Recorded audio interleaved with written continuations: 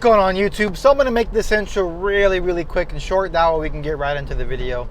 So I'm going to go over what is included in the process of a maintenance wash. Now, a maintenance wash for my customers that either get the auto repair or the detail side of it, keep in mind, a maintenance wash only comes after a full detail.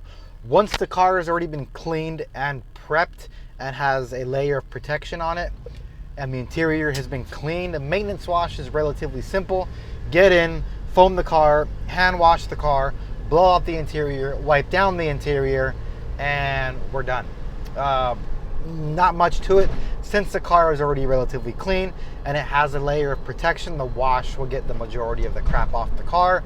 All we're doing is we're buying time until the next detail. So once the iron particles start to get too much on the car, and I can feel it every maintenance wash, I can see how the iron particles, the fallout is building up on the paneling that doesn't come off with a maintenance wash. Then I can judge it based on how many times I'm washing the car, either weekly or bi-weekly, when we need to do a full decontamination wash again. But yeah, I mean, this is just going to be on the Mercedes. It's not going to be on the Lexus that you guys see. And if you guys have seen this Lexus on my Instagram page, you guys have seen the Lexus on this particular YouTube channel already. So this is just going to go into the maintenance wash. I do this car once a week along with the Lexus. So this is a weekly wash. So it's relatively clean. We'll do the full soap, hand wash, blow dry it, rinse it off. You'll see the layer protection based on how the water beads up that is still on the panel. And we'll get it washed, we'll get it clean, we'll do a full quick interior, how I blow it out, how I do a quick wipe down on the piano black and the nav screens, and that's it. So let's get into the rest of the video. Alright guys, so this is the before on this Mercedes. Now there is going to be some water on the floor. That's because I already cleaned the passenger side tires and rims. So obviously you can see all the bird droppings. It's not too dirty though.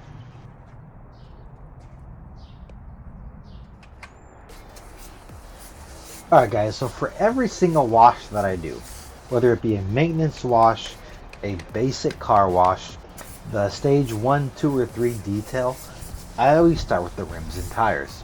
Let me explain why. Doesn't matter what chemical I'm using, whether I'm using a APC, iron remover, a regular brake dust remover, it doesn't matter.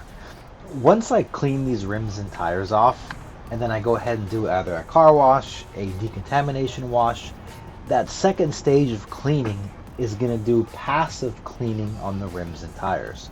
So when I always foam the car, whether it be a normal pH soap, a strip wash, it doesn't matter what it is, I will always foam the rims and tires along with it. It'll give me passive cleaning. So if there's any spot that I might have possibly missed, it might break it down and it might pull it off when I go ahead and rinse it off. So that's kind of why I always start with the rims and tires. So I'm going to go ahead and finish this section up, and then once we get back to the next stage, I'll explain it, and then we'll go from there.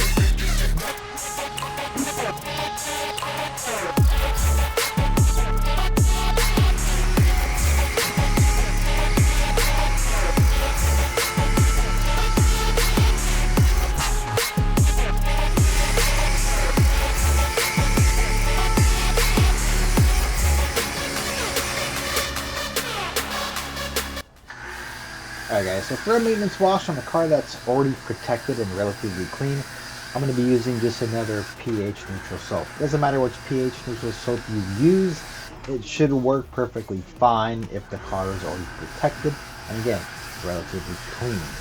So since today was actually overcast, I was actually able to foam the entire car. Usually when I come here early, but the sun's already coming out, so I'll split the car down the middle and do one half at a time, go ahead and foam it, agitate it, rinse it, dry it for the most part, and then move over to the other side. That way when I go ahead and do my final walk around, I can get any water spots on the other side that I cleaned first that came when I washed the other side.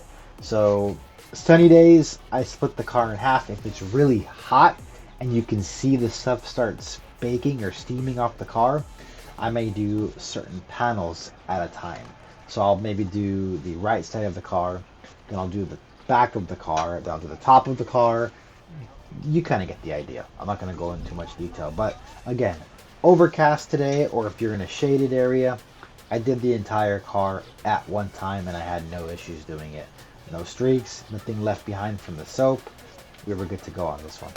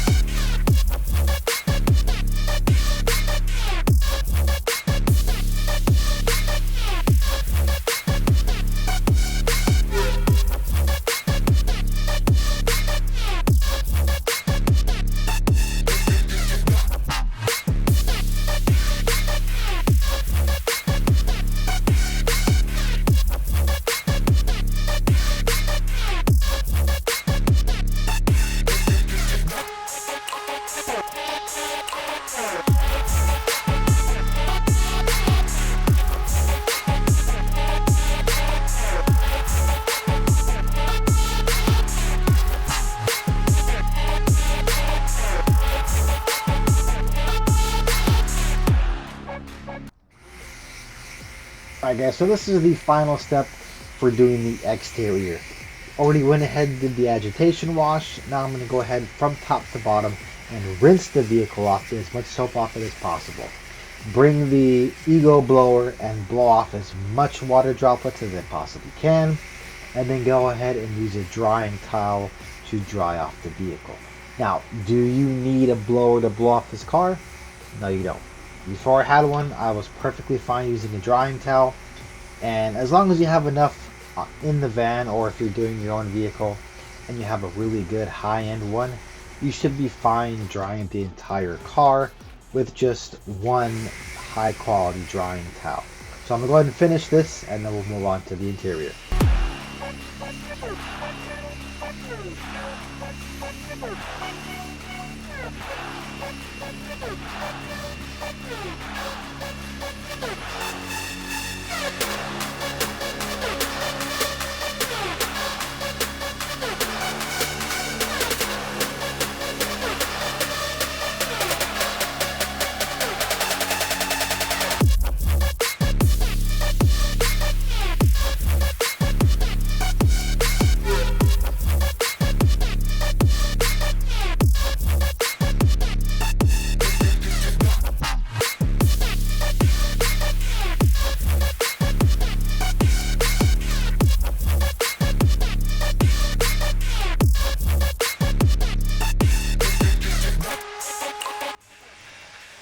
Alright guys, so we're starting on the interior. The first thing we're going to go and do is get a blower and blow as much crap out of the car as we possibly can.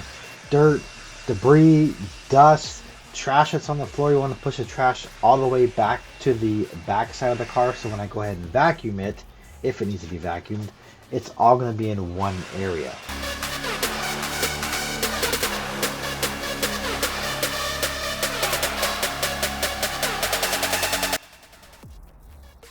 Alright guys, so for the next part, we're going to go ahead and wipe the interior down. Get all the fingerprints off, the grease off, as much stains as we possibly can, either on the leather, plastic, dash, trim, wherever it might be. This is also where I'm going to go ahead and clean the water off the door jambs and the pillars.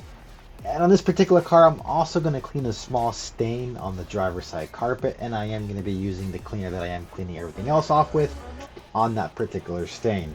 Again, nothing too aggressive. This is just a maintenance cleaning. I don't put no dressing on the car. It's just clean it, make it look new, make it smell fresh, and get as many fingerprints off as possible for the nav screen and the piano black, and that's it.